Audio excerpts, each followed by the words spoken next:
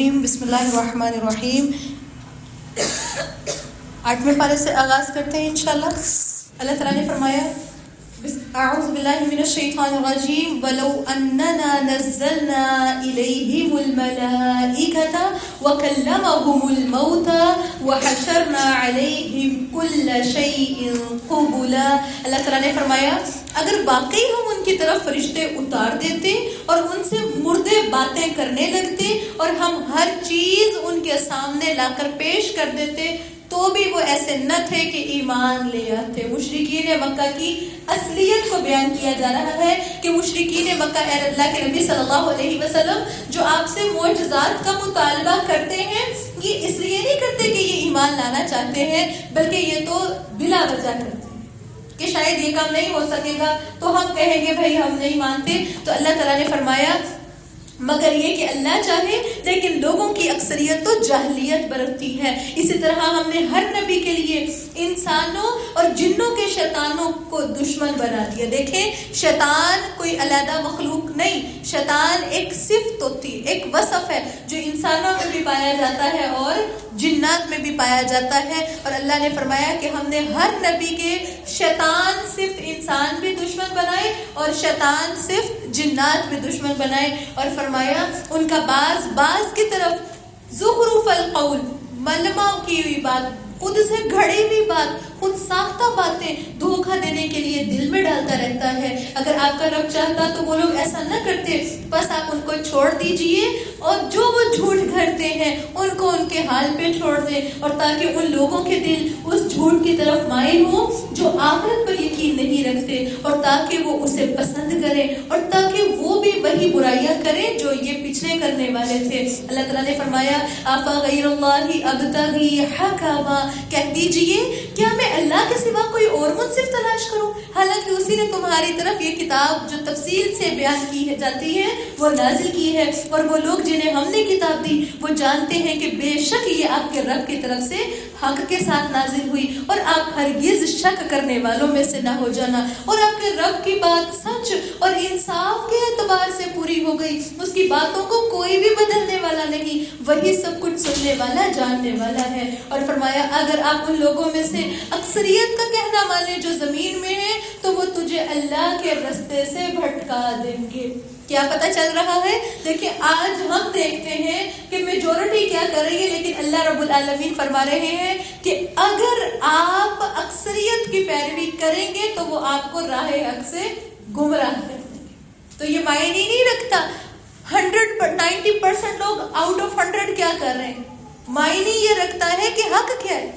حق ہم اکیلے کیوں نہ ہو. تو اللہ تعالیٰ نے بھی اپنے نبی کو بھی الرٹ کر دیا تھا اور فرمایا وہ لوگ تو پیروی کرتے ہیں تو صرف اور صرف گمان کی پیروی کرتے ہیں اور وہ تو خود ساختہ چیزوں کے پیچھے بھاگتے ہیں. اور فرمایا ان ربک هو اعلم من یضل عن سبیلی, آپ کا رب خوب اچھی طرح جانتا ہے ان لوگوں کو جو اس کے راستے سے بھٹک گئے اور وہ ہدایت پانے والوں کو بھی خوب جانتا ہے. تو اس میں سے کھاؤ جس پر اللہ کا نام لیا گیا اگر تم اس کی آیات پر ایمان رکھتے ہو, اور تمہیں کیا ہے کہ تم اس میں سے نہ کھاؤ جس پر اللہ کا نام نہیں لیا گیا, حالانکہ بے شک اس نے تمہارے لیے وہ چیزیں کھول کر بیان کی ہیں جو اس نے تم پر حرام کر دی ہیں. حرام چیزوں کی لسٹ ہم نے کل پڑھی تھی, یاد ہے کسی کو؟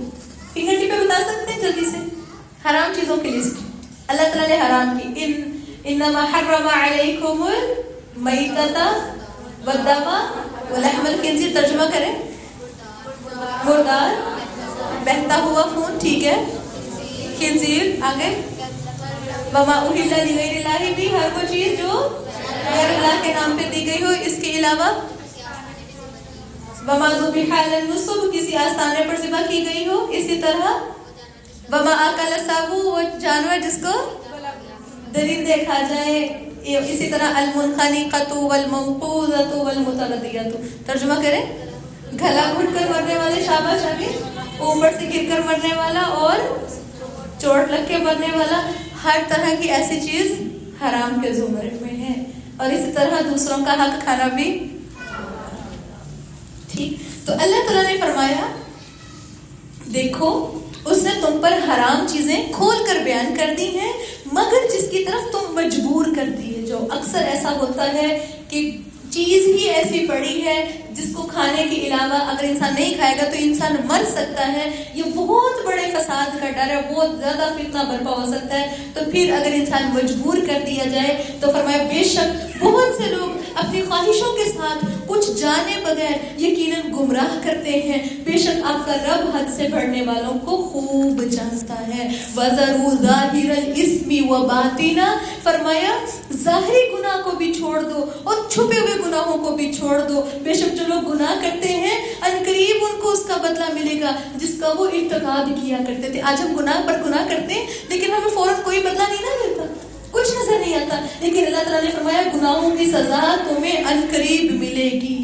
اور ساتھ ہی فرمایا اس میں سے مت کھاؤ جس پر اللہ کا نام نہ لیا جائے, اور بے شک یہ یقیناً سراسر نافرمانی ہے. اور بے شک شیطان اپنے دوستوں کے دلوں میں ضرور باتیں ڈالتے ہیں تاکہ وہ تم سے جھگڑا کریں, اور اگر تم نے ان کا کہنا مان لیا تو بے شک تم بھی مشرک ہو جاؤ گے. أَوَمَنْ كَانَ مَيْتًا فَأَحْيَيْنَا, فرمایا اور کیا وہ شخص جو مردہ تھا پھر ہم نے اسے زندہ کر دیا اور اس کے لیے ایسی روشنی بنا دی جس کی مدد سے وہ لوگوں میں چلتا پھرتا ہے. اس شخص کی طرح ہے جس کا حال یہ ہے کہ وہ اندھیروں میں ہے, ان سے نکلنے کی کوئی صورت نہیں. اللہ تعالیٰ نے آپ سے اور مجھ سے سوال کیے.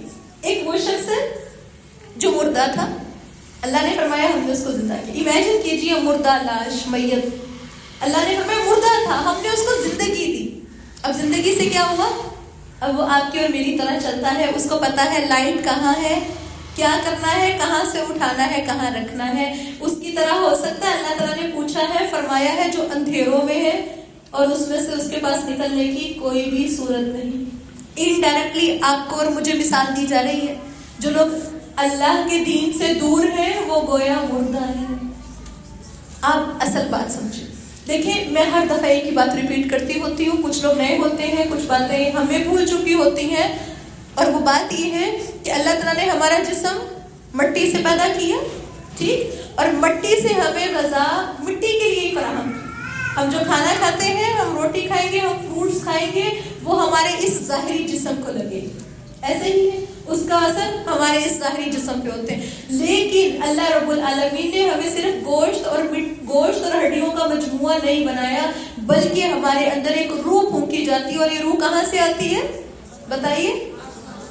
فرشتہ لے کے آتے ہیں, اللہ کے حکم سے لے کر آتے ہیں, ایسے ہی, اور یہ فرشتے لے کر واپس بھی چلے جاتے ہیں.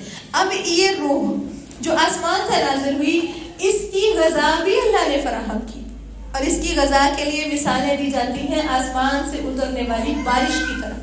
قرآن کو, وحی کو بارش سے تشبیہ دی.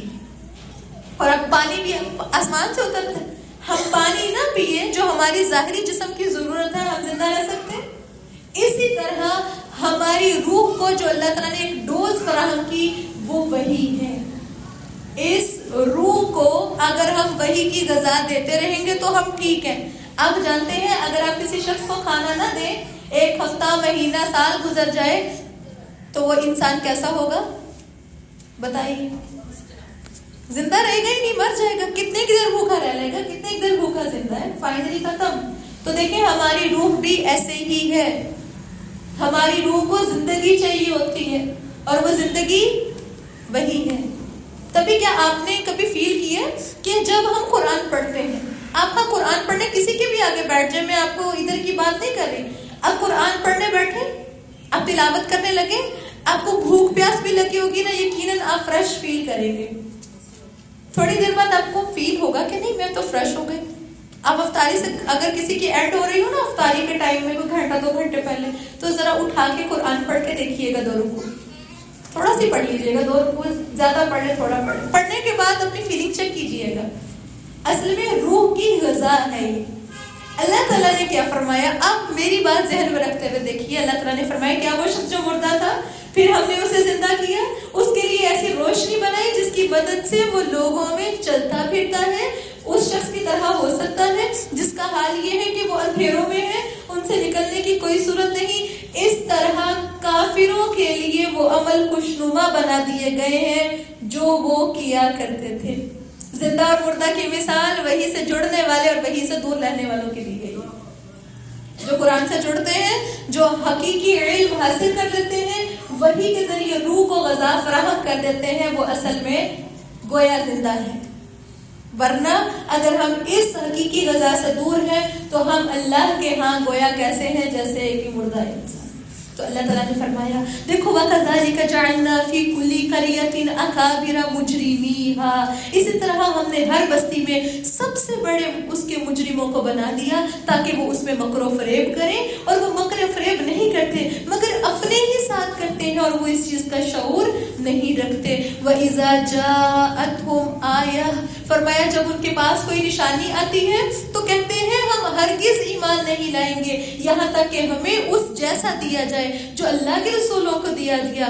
اللہ زیادہ جاننے والا ہے جہاں وہ اپنی رسالت بھیجے. ان قریب ان لوگوں کو جنہوں نے جرم کیے اللہ کے ہاں بڑی ذلت پہنچے گی اور بہت سخت عذاب ہوگا. اس وجہ سے جو وہ چالیں چلا کرتے تھے تو وہ شخص جسے اللہ چاہتا ہے ہدایت دے. اللہ تعالیٰ نے فرمایا یشرح صدرہ للاسلام، اللہ جس کو ہدایت دینا چاہتا ہے اس کا سینہ اسلام کے لیے کھول دیتا ہے، پھر وہ اللہ کے دین کو، پھر وہ اللہ کے کلام کو انجوائے کرتا ہے کیونکہ سینہ کھل گیا. لیکن ساتھ ہی فرمایا وَمَن يُرِدْ أَن يُضِلَّهُ، جس کے لیے اللہ چاہتا ہے کہ اسے گمراہ کر دے، يَجْعَلْ صَدْرَهُ ضَيِّقًا حَرَجًا، اللہ اس کا سینہ تنگ نہایت گھٹا ہوا کر دیتا.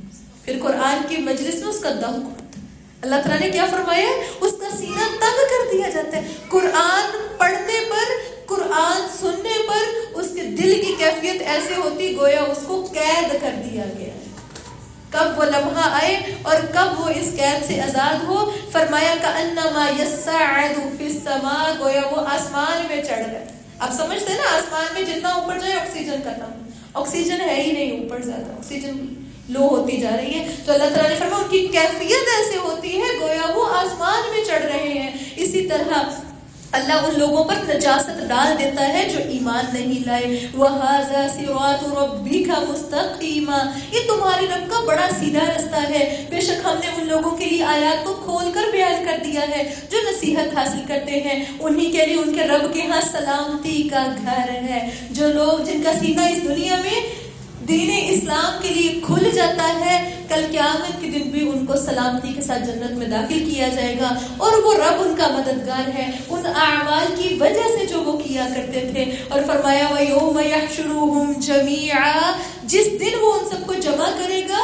اے جنوں کی جماعت، بے شک تم نے بہت سے انسانوں کو اپنا بنا لیا اور انسانوں میں سے ان کے دوست کہیں گے اے ہمارے رب، ہمارے بعض نے بات سے فائدہ اٹھایا اور ہم اپنے اس وقت تو پہنچ گئے جو تو نے ہمارے لیے مقرر کیا. تو اللہ تعالیٰ فرمائے گا آگ ہی تمہارا ٹھکانہ ہے. یہ آیت اس بات کی دلیل ہے کہ سلیمان علیہ السلام کے بعد سے جو بھی شخص کسی جن سے غلط فائدہ اٹھائے یا اسے قید کر کے اسے کسی بھی قسم کا کوئی بھی مقصد حاصل کرے گا، اچھا یا برا کوئی بھی مقصد حاصل کرتا ہے تو وہ شخص اور وہ جن دونوں کا ٹھکانہ جہنم ہے. آج میجورٹی یہ کام کرتی ہے اور اس کام کو حلال اور جائز سمجھا جاتا ہے. ہمارے بڑے بڑے لوگ اپنے آپ کو دیندار کہنے والے بھی ان کاموں میں شامل ہو جاتے ہیں. سمجھنے کی ضرورت ہے. اللہ تعالیٰ نے فرمایا کل قیامت کے دن اللہ فرمائیں گے تم دونوں کا ٹھکانہ جہنم ہے، اس میں ہمیشہ رہنے والے ہو جاؤ مگر جو اللہ چاہے. بے شک آپ کا رب کمال حکمت والا، سب کچھ جاننے والا ہے. اسی طرح ہم بعض ظالموں کو بعض کا دوست بنا دیتے ہیں اس کی وجہ سے جو وہ کمایا کرتے تھے. اے جنوں اور انسانوں کی جماعت، کیا تمہارے پاس تم میں سے کوئی رسول نہیں آیا جو تم پر میری آیات بیان کرتا ہو، تمہیں اس دن کی ملاقات سے ڈراتے ہو؟ وہ کہیں گے ہم اپنے آپ پر گواہی دیتے ہیں اور انہیں دنیا کی زندگی نے دھوکہ دیا اور وہ اپنے آپ پر گواہی دیں گے کہ یقیناً وہ کافر تھے. اس وجہ سے بھی کہ بے شک آپ کا رب کبھی بستیوں کو ان کے کسی ظلم کی وجہ سے ہلاک نہیں کرتا جبکہ اس کے رہنے والے بے خبر ہوں اور ہر ایک کے لیے مختلف درجے ہیں ان اعمال کی وجہ سے جو انہوں نے کیے ہیں. آج ایک صف میں کھڑے ہونے والے نمازی، ہم سب اکٹھے بیٹھنے والے، لیکن اللہ کی نظر میں کوئی بہت بلند درجے پہ فائز ہے اور کوئی اللہ کے نظر میں جہنمی. تو اللہ تعالیٰ نے فرمایا دیکھو وَلِكُلٍّ دَرَجَاتٌ مِّمَّا عَمِلُوا، ہر شخص اپنے اعمال کی بنا پر درجوں پر ہے. اور یاد رکھیے گا آپ سمجھتے ہیں جیسے جیسے آپ اور میں ایک ایک سیڑھی پر چڑھتے ہیں ایسے ہی احادیث سے پتہ چلتا ہے جنت کے درجے ہیں. اور جب ایک انسان ایک آیت کو سیکھتا ہے، سمجھتا ہے، اس کو پڑھتا ہے تو گویا وہ ایک درجے پر چڑھتا ہے. ہم ایک آیت اور پڑھتے ہیں، ایک آیت اور سیکھتے ہیں، اوپر کے درجے پہ جاتے ہیں. ہم مزید آیت پڑھتے ہیں اور مزید اوپر کے درجے پہ جاتے ہیں. اور احادیث سے اس کی دلیل ایسے پتہ چلتی ہے، حدیث سے پتہ چلتا ہے کل قیامت کے دن اللہ رب العالمین حافظ قرآن سے کہیں گے قرآن پڑھتا جا، جنت کے زینے چڑھتا جا، اور جو تیری آخری آیت ہوگی وہ تیرا گھر ہوگا. جنت اوپر کو ہے. اب یہاں پر میں یہ بھی کہنا چاہوں گی، اس کا ہرگز یہ مطلب نہیں ہے کہ وہ لوگ جو حافظ نہیں ہیں وہ محروم ہیں. ہاں، حافظ وہ حافظ جو حفظ کر کے بھول جائیں، دنیاوی زندگی میں پڑھ جائیں اور اپنے قرآن سے غافل ہو جائیں، وہ اوپر کے درجے نہیں، وہ جہنم کی سیڑھیاں اتریں گے پھر، کیونکہ وہ بھول چکے ہیں. ٹھیک، اللہ تعالیٰ نے ان کی مثال فَمَثَلُهُ كَمَثَلِ الْكَلْبِ، ہم آگے پڑھیں گے سورہ بنی اسرائیل کا راؤنڈ اباؤٹ. لیکن وہ لوگ جو حافظ تو نہیں لیکن قرآن کی آیات سیکھتے ہیں، سمجھتے ہیں، عمل کرتے ہیں، پھر اگلی آیت، پھر سمجھا، پھر عمل کیا، ان کو بھی کل قیامت کے دن ان لوگوں میں شمار کیا جائے گا جو جنت کے درجے چڑھنے والے ہیں.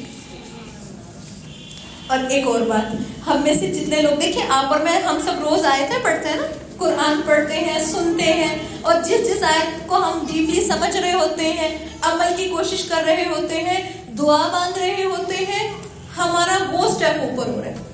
وہ آیات جو آپ نے اور میں نے غور سے پڑھی نہیں، آپ نے اور میں نے غور سے سنی نہیں، ہم کہیں اور پہنچ گئے، ہمارا درجہ رہ گیا. غور سے سننے والا اوپر پہنچ گیا. اسی طرح وہ جس پر عمل کیا ہم اوپر چڑھ گئے ورنہ پیچھے رہ گئے. اور وہ دن جس دن ہم سکپ کر گئے، سوچئے ایک پارہ یا ایک سورت کتنی آیات سکپ ہوئی کیونکہ ہم سمجھ رہے ہیں نا، ہم عمل کی کوشش سے بیٹھے تو ہماری اتنی ساری آیات ہم پیچھے رہ گئے. اور بس سابقون سبقت لے گئے، جو آگے آنے والے تھے، نکلنے والے تھے، پہلے بیٹھنے والے تھے، وہ آگے نکل گئے. ہم اپنے دنیاوی کاموں کی وجہ سے پیچھے ہی رہ گئے. سیڑھیاں چڑھنی ہو سوچئے، پہاڑ پہ چڑھنا ہو سوچئے. یہ قرآن ہمیں ایسے جنت کے قریب لے جا رہا ہے. اور اللہ تعالیٰ سے دعا ہے کہ اللہ جب ہمارا قرآن مکمل ہو اس دن ہم جنت میں جنت کے عمدہ درجے پر فائز ہو چکے ہوں، ہمارے نام کے ساتھ جنت الفردوس کا رہائشی لکھ دیا گیا ہو، ہم سب کے لیے جنت ہی لکھا جا چکا ہے. ہم بھی اوپر چڑھ رہے ہیں نا، بھی اپنے اوپر پہنچ، اللہ تعالیٰ ہم سب سے راضی ہو چکا ہو. تو دیکھیں اللہ تعالیٰ نے فرمایا، پھر سے دیکھیے آیت نمبر 132 ہے، وَلِكُلٍّ دَرَجَاتٌ مِّمَّا عَمِلُوا وَمَا رَبُّكَ بِغَافِلٍ عَمَّا يَعْمَلُونَ. اللہ تعالیٰ نے فرمایا ہر ایک کے لیے مختلف درجے ہیں ان کے اعمال کی وجہ سے جو انہوں نے کیے، اور آپ کا رب اس سے بے خبر نہیں ہے جو وہ کر رہے ہیں. کس نے کتنا غور کیا، کس نے کتنی رب کی خاطر محنت کی، کس نے کتنی مشقت برداشت کی، آپ کا رب غافل نہیں ہے. اور فرمایا وَرَبُّكَ الْغَنِيُّ ذُو الرَّحْمَةِ، آپ کا رب ہر طرح بے پرواہ کمال رحمت والا ہے. اگر وہ چاہے تو آپ کو لے جائے اور تمہارے بعد جان نشین بنا دے، وہ جسے چاہتا ہے. اور فرمایا جس طرح اس نے تمہیں کچھ اور لوگوں کی اولاد سے پیدا کیا، بے شک وہ چیز جس کا تم سے وعدہ کیا جا رہا ہے وہ ضرور آنے والی ہے، اور تم کسی صورت عاجز کرنے والے نہیں ہو. کہہ دیجئے اے میری قوم تم اپنی جگہ پر عمل کرو، بے شک میں بھی عمل کرنے والا ہوں، تم عنقریب جان لو گے. وہ کون ہے جس کے لیے اس کے گھر کا انجام اچھا ہے. بے شک حقیقت یہ ہے کہ ظالم لوگ کبھی بھی فلاح نہیں پائیں گے. اور انہوں نے اللہ کے لیے ان چیزوں میں سے جو اس نے کھیتی اور چوپایوں میں سے پیدا کی ہے ایک حصہ مقرر کیا. انہوں نے کہا یہ اللہ کے لیے ہے، یہ ان کے خیال کے مطابق اور ہمارے شریکوں کے لیے ہے. پھر جو ان کے لیے شرکاء کے لیے ہے سو وہ اللہ کی طرف نہیں پہنچتا، اور جو اللہ کے لیے ہے وہ شریکوں کی طرف پہنچ جاتا ہے. یہ بڑا برا فیصلہ ہے جو وہ کرتے ہیں. مشرکین مکہ کو جانور قربان کرتے یا کوئی بھی کھیتی کاٹتے تو اپنی اس فصل اور اس سامان کو 2 حصوں میں تقسیم کرتے، بلکہ 3 حصوں میں تقسیم کرتے. ایک تو اپنے لیے نکال لیتے، جو باقی 2 حصے تھے اس میں سے ایک حصہ کہتے تھے ھذا للہ، یہ اللہ کا حصہ ہے، اور دوسرا حصہ کہتے تھے یہ ہمارے بتوں کا حصہ ہے. آپ 2 حصے پڑے ان کے سامنے. اب وہ کہتے تھے کہ جو بتوں والا حصہ ہے اس میں سے ہم سامان اٹھا کے اللہ والے حصے میں نہیں رکھ سکتے، لیکن وہ اللہ والے جو انہوں نے اللہ کے لیے حصہ نکالا ہوتا تھا، فی سبیل اللہ دینے کے لیے نکالا ہوتا تھا، اس میں سے حصہ اٹھا کے بتوں والے حصے میں شامل کر لیتے تھے اور کہتے تھے ہاں ایسا کیا جا سکتا ہے۔ تو اللہ تعالیٰ نے فرمایا کتنا برا فیصلہ کرتے ہیں، اور ساتھ ہی اللہ تعالیٰ نے فرمایا اس طرح بہت سے مشرکوں کے لیے اپنی اولاد کو مار ڈالنا ان کے شریکوں نے خوشنما بنا دیا۔ آج بھی لوگ حضرت حسن حسین کے نام پر اپنے بیٹوں کو ذبح کرتے دیکھے۔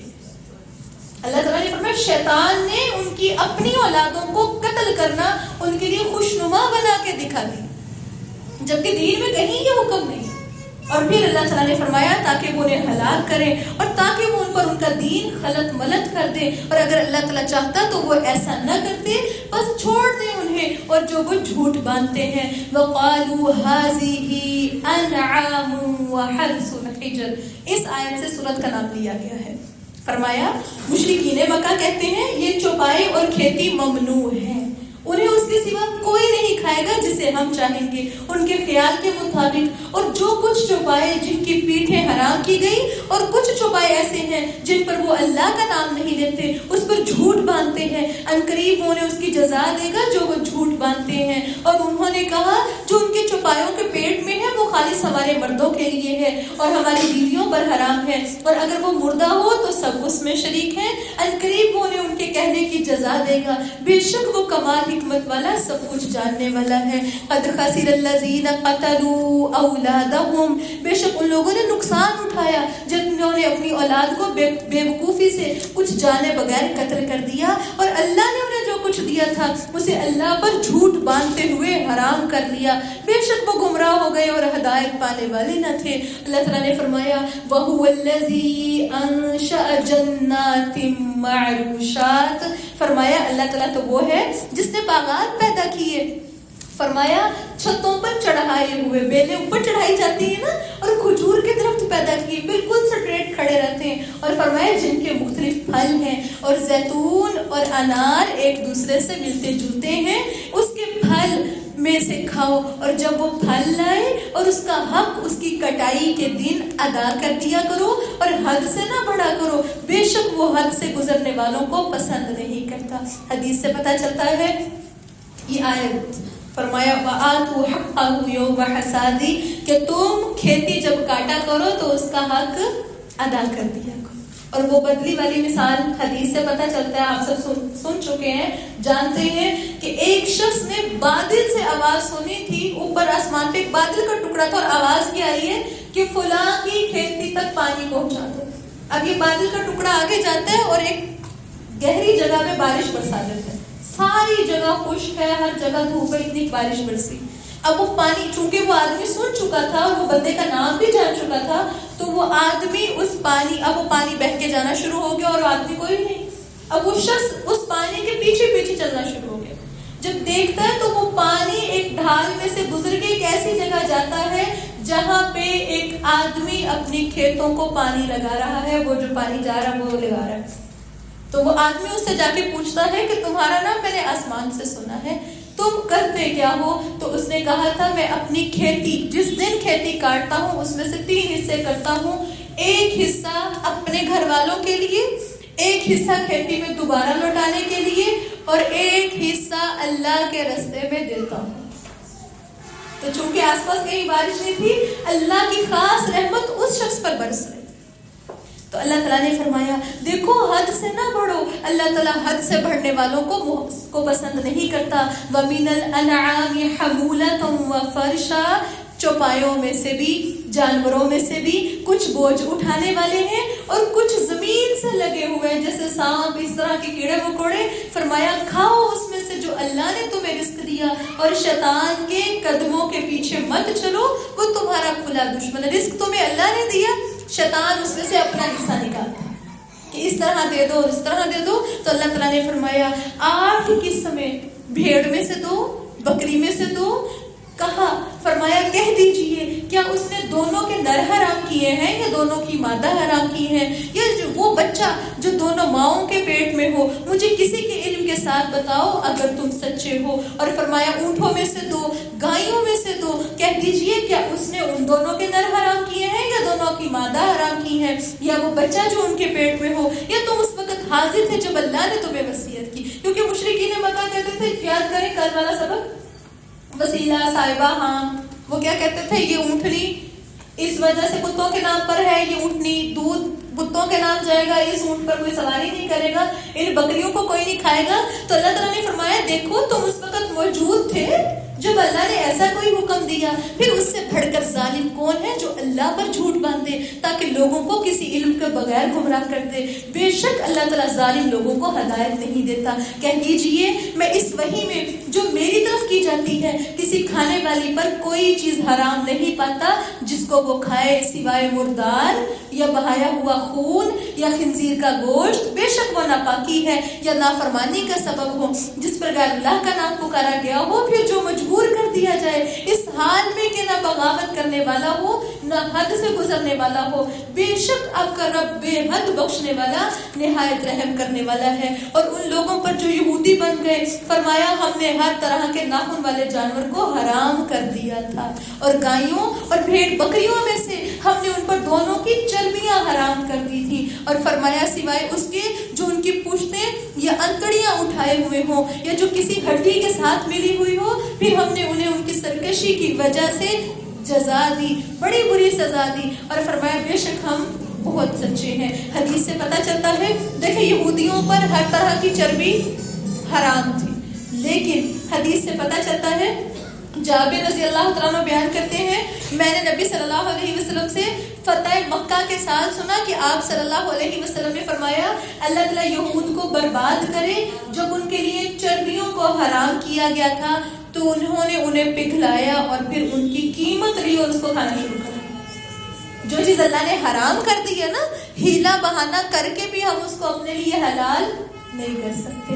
تو اللہ تعالیٰ نے فرمایا دیکھو پھر اگر وہ آپ کو جھٹلائیں تو کہہ دیجئے آپ کا رب بڑی وسیع رحمت والا ہے اور اس کا عذاب مجرم لوگوں سے ہٹایا نہیں جاتا. ان قریب وہ لوگ کہیں گے جنہوں نے شریک بنائے اگر اللہ تعالیٰ چاہتا تو ہم شریک نہ بناتے، نہ ہمارے باپ دادا، اور نہ ہم کوئی چیز حرام ٹھہراتے. اسی طرح ان لوگوں نے جھٹلایا جو ان سے پہلے تھے یہاں تک کہ انہوں نے ہمارا عذاب چکھ لیا. کہہ دیجئے کیا تمہارے پاس کوئی علم ہے کہ تم اسے ہمارے لیے نکالو، یا تم کو کوئی گمان کے سوا تم کسی چیز کی پیروی نہیں کر رہے اور تم اس کے سوا کچھ نہیں کہ تم قیاس آرائیاں کرتے ہو. اور فرمایا قل فللہ الحجۃ البالغہ، فرمایا کہہ دیجئے پھر کامل دلیل تو اللہ ہی کی ہے، سو اگر وہ چاہتا تو تم سب کو ضرور ہدایت دے دیتا. کہہ دیجئے اپنے وہ گواہ جو شہادت دے کہ واقعی اللہ نے یہ چیزیں حرام کی ہیں، اگر وہ شہادت دے دیں تو تم ان کے ساتھ شہادت مت دینا اور ان لوگوں کی خواہشات کی پیروی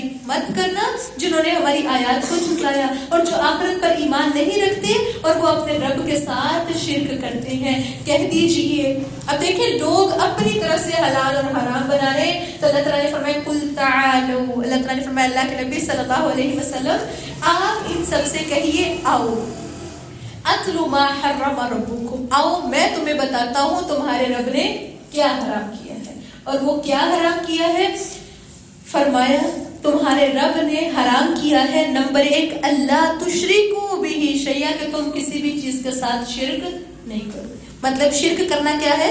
حرام ہے. اسی طرح والدین کے ساتھ احسان کرنا، اگر تم احسان نہیں کر رہے، دیکھیں والدین کے ساتھ یہ نہیں کہا گیا کہ تم بس اچھا سلوک کرو، بلکہ احسان اصل سے زائد دینا اور والدین کو دینا.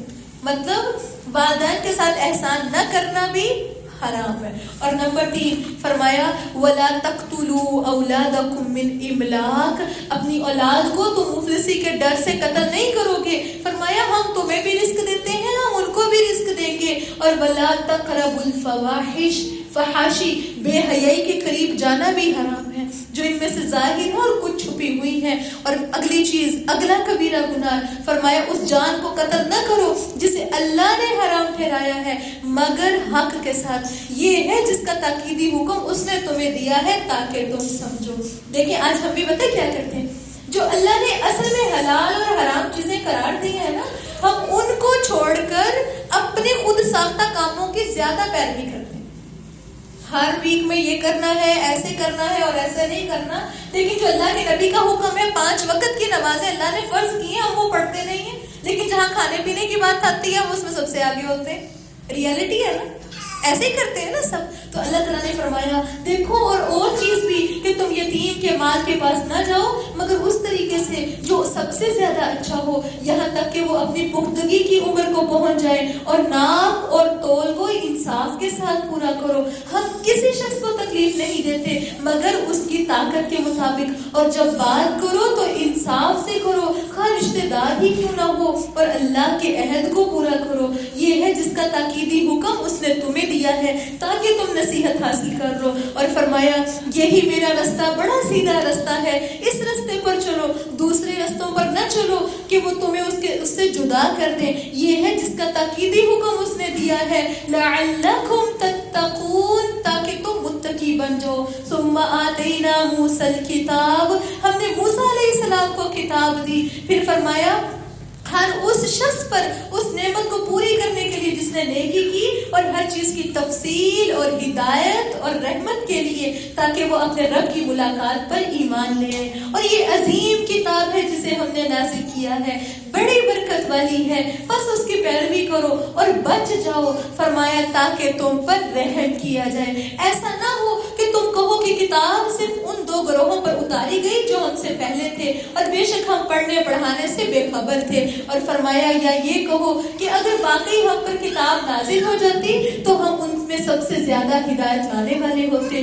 بس بے شک تمہارے پاس تمہارے رب کی طرف سے ایک روشن دلیل اور ہدایت اور رحمت آ چکی ہے. اللہ تعالیٰ سے دعا ہے اللہ تعالیٰ قرآن کو ہمارے حق میں بھی ہدایت اور رحمت اور روشنی بنا دے. فرمایا پھر اس سے بڑھ کر ظالم کون ہے جو اللہ کی آیات کو جھٹلائے اور ان سے منہ موڑ دے. عنقریب ہم ان لوگوں کو جو ہماری آیات سے منہ موڑتے ہیں بہت برے عذاب میں مبتلا کریں گے. وجہ کیا تھی؟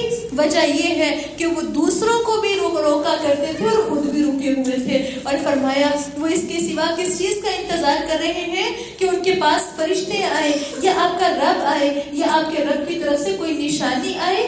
جس دن تیرے رب کی کوئی نشانی آئے گی کسی شخص کو اس کا ایمان فائدہ نہیں دے گا. رسول اللہ صلی اللہ علیہ وسلم فرماتے ہیں جب 3 نشانیاں نمودار ہو جائیں گی کسی شخص کو اس کا ایمان فائدہ نہیں دے گا جو اس سے پہلے ایمان نہیں لایا ہوا تھا یا اپنے ایمان میں کوئی نیکی نہیں کمائی تھی. نمبر 1 سورج کا مغرب سے طلوع ہونا, نمبر 2 دجال کا آ جانا, اور نمبر 3 زمین سے دابۃ الارض یعنی زمین سے جانور کا نکلنا, جس کے بارے میں حدیث سے پتہ چلتا ہے جو انسانوں سے باتیں کرے گا اور انسان کو بتائے گا. وہ ایک دسترخوان پہ لوگوں کو جمع کرے گا, اس کے پاس سلیمان علیہ السلام کی انگوٹھی مہر اور موسیٰ علیہ السلام کا عصا ہوگا جس سے وہ کافر اور مسلمان کی نشاندہی کرے گا. یہ منافق ہے, یہ مسلمان ہے, یہ کافر ہے. اور قریب قیامت کے قریب یہ ہونے والا ہے. اسی طرح ایک دوسری حدیث سے پتہ چلتا ہے اللہ کے نبی صلی اللہ علیہ وسلم نے فرمایا قیامت کی نشانیوں میں سب سے پہلے نکلنے والی نشانی مغرب سے سورج کا طلوع ہونا ہے. آپ اور میں ہم سب سو کے اٹھیں گے لیکن سورج جہاں سے گیا تھا وہیں سے واپس آ چکا ہوگا. اور جس دن ایسا ہو گیا اس دن آپ کی اور میری توبہ کے دروازے بند ہو جائیں گے. اور روایات سے تو یہ بھی پتہ چلتا ہے کہ اس دن انسان جب قرآن ڈھونڈے گا تو قرآن کے صفحات خالی ہوں گے, قرآن مٹ جائے گا, قرآن اٹھا لیا جائے گا. آپ سمجھتے ہیں نا آپ کے موبائل میں کوئی ایپ ہو, اب آپ اس کو ڈھونڈ رہے ہیں لیکن آپ کا ایپ ری انسٹال کرنے والا ہے, اب ری انسٹال بھی نہیں ہو رہا اور سب کچھ ختم ہو گیا, آپ کا موبائل ریسیٹ ہوا پڑا. ہو جاتا ہے ایسے. آپ کو سمجھ آتی ہے آپ کا ڈاٹا کہاں ہے؟ دیکھیں عنقریب جیسے حالات چل رہے ہیں سب لوگ اس کاغذ اور اس کتاب سے دور ہوتے جا رہے ہیں.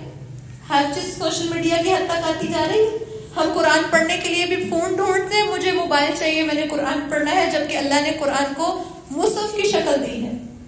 صحابہ کرام نے اس کو یہ شکل دی ہے.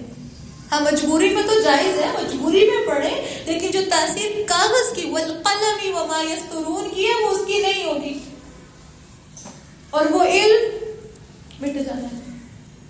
اور یہ کتابیں کل قیامت کے دن, قیامت کے قریب کہیں ہمیں آپ کو اور مجھے قرآن نظر نہیں آئے گا اور توبہ کا دروازہ بھی بند ہو چکا ہوگا. تو کیوں نہ آج اس قرآن کو اپنی آنکھوں کی ٹھنڈک, اس قرآن کو غموں کو دور کرنے والی کتاب بنا کر اس پر عمل کر دیا جائے. اور پھر اللہ تعالیٰ نے فرمایا دیکھو کہہ دیجئے تم بھی کرو، میں بھی تمہارے ساتھ انتظار کرنے والا ہوں. ان الذین فرقوا دینہم، بے شک وہ لوگ جنہوں نے اپنے دین کو جدا جدا کر لیا، کئی گروہ بن گئے، تو کسی چیز میں بھی ان سے نہیں، ان کا معاملہ تو اللہ کے حوالے ہے. پھر وہ ان کو بتائے گا جو کچھ وہ کیا کرتے تھے. من جاء بالحسنہ، فرمایا جو شخص نیکی لے کر آئے گا اس کے لیے اس جیسی 10 نیکیاں ہیں، اور جو برائی لے کر آئے گا سو اسے اس کی برابر کی جزا دی جائے گی، مگر اسی کی مثل اور ان لوگوں پر ظلم نہیں کیا جائے گا. حدیث سے پتہ چلتا ہے اللہ کے نبی صلی اللہ علیہ وسلم فرماتے ہیں جو شخص نیکی کا ارادہ کرے، آپ نے اور میں نے ارادہ کر لیا اب ہم یہ نیکی کریں گے، پھر اسے نہ کرے تو اللہ رب العالمین چونکہ بڑا رحیم ہے اس کے لیے ایک نیکی لکھ دی جاتی ہے، اگر کرے تو اس کی نیت کی بنیاد پر 700 گنا سے بہت زیادہ لکھ دی. 10 سے لے کر 700 گنا ملٹی پلائی پہ مزید آگے سے آگے بڑھ. اور اگر کوئی شخص برائی کا ارادہ کرے پھر اسے نہ کرے، اللہ کے ڈر سے روکے، نیکی لکھی جاتی. اور اگر کوئی شخص برائی کرے تو اس برائی کو ملٹی پلائی آگے نہیں کیا جاتا، الا یہ کہ انسان کام ہی ایسا کر رہا ہے جو آگے سے آگے پھیلتا ہے. اور یہ مسلم کی حدیث تھی. اسی طرح اللہ تعالیٰ نے فرمایا دیکھو قل اننی ہدانی ربی، کہہ دیجئے بے شک مجھے تو میرے رب نے سیدھے راستے کی طرف رہنمائی کی، جو مضبوط دین ہے، ابراہیم کی ملت ہے جو ایک ہی طرف کا تھا اور وہ مشرکوں میں سے نہیں تھا. کہہ دیجئے آج آپ کو اور مجھے بھی کہنا ہے قل ان صلاتی، میری نماز، ونسکی، میری قربانیاں، آپ کی اور میری قربانی، اپنی نیند قربان کرنا، اپنا مال قربان کرنا، اپنی خواہش قربان کرنا، ومحیایا، اللہ میری ساری کی ساری زندگی، ومماتی، میرا مرنا بھی، للہ رب العالمین، اللہ یہ سب کچھ آپ کے لیے ہے. اور آپ کون ہیں؟ رب العالمین، اللہ آپ تو سارے جہانوں کو پالنے والے ہیں. اصل کامیابی بھی یہ ہے. اللہ تعالیٰ نے آپ کو اور مجھے ہم سب کو حکم دیا، ہم اپنا اٹھنا بیٹھنا، اپنا چلنا پھرنا، اپنی نمازیں، اپنی قربانیاں صرف اپنے رب کے لیے بنا لیں.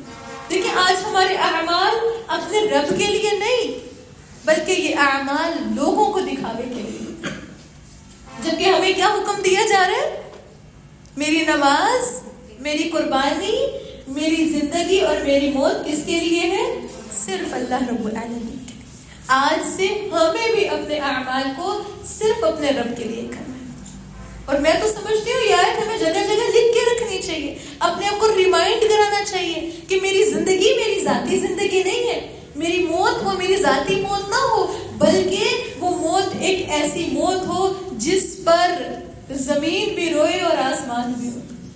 کیونکہ کچھ لوگ جب دنیا سے جاتے ہیں تو زمین بھی خوش ہوتی ہے، آسمان بھی خوش ہوتا ہے. کیوں؟ کیونکہ بد انسان اوپر چلتا تھا، بدترین انسان کے بدترین اعمال اوپر جایا کرتے تھے. اور حدیث سے پتہ چلتا ہے پھر اس بدترین انسان کو جب زمین میں رکھا جائے گا نا، قبر میں رکھا جائے گا، تو وہ زمین اس کو دبوچے گی، دونوں طرف سے دبائے گی اور کہے گی تو پہلے میرے اوپر گناہ کرتا تھا نا، آج تو میرے اندر آ گیا، اب میں تجھ سے بدلے لوں گی. اور اللہ کے نبی صلی اللہ علیہ وسلم نے اپنی انگلیاں یوں ہاتھوں میں ہاتھ ڈال کے دکھائے تھے کہ اس کی پسلیاں آپس میں ایسے دھنس جاتی. اگر آپ کا اور میرا جینا، مرنا، ہماری نمازیں، ہماری قربانیاں، وہ جو ہم صبر کرتے ہیں قربانی تو دیتے ہیں. ہمارے پاس 100 جواب تھے لیکن ہم خاموش ہو گئے، خاموشی بھی قربانی ہے نا. اللہ یہ سب کچھ آپ کے لیے، اور اگر یہ حقیقی اللہ کے لیے ہو گیا تو دنیا بھی ہماری ہے، آخرت بھی ہماری. پھر اللہ تعالیٰ نے فرمایا لا شریک لہ، اس کے سوا کوئی معبود نہیں. اور مجھے حکم دیا گیا ہے کہ میں پہلے اسلام لانے والوں میں ہو جاؤں. قل اغیر اللہ ابغی ربا، کہہ دیجئے میں اللہ کے سوا کوئی اور رب تلاش کروں، حالانکہ وہ ہر چیز کا رب ہے. اور کوئی جان کمائی نہیں کرتی مگر اپنے آپ پر، اور نہ کوئی بوجھ اٹھانے والا کسی دوسرے کا بوجھ اٹھائے گا. اور فرمایا پھر تم سب کو اپنے رب کی طرف لوٹ کر جانا ہے، وہ تمہیں بتائے گا جس میں تم اختلاف کیا کرتے تھے. وَهُوَ الَّذِي جَعَلَكُمْ خَلَائِفَ الْأَرْضِ، وہی ہے جس نے تمہیں زمین کے اندر جان نشین بنایا اور تمہارے بعض کو بعض پر درج درجوں میں بلند کیا تاکہ وہ ان چیزوں میں تمہاری آزمائش کرے جو اس نے تمہیں دی ہے.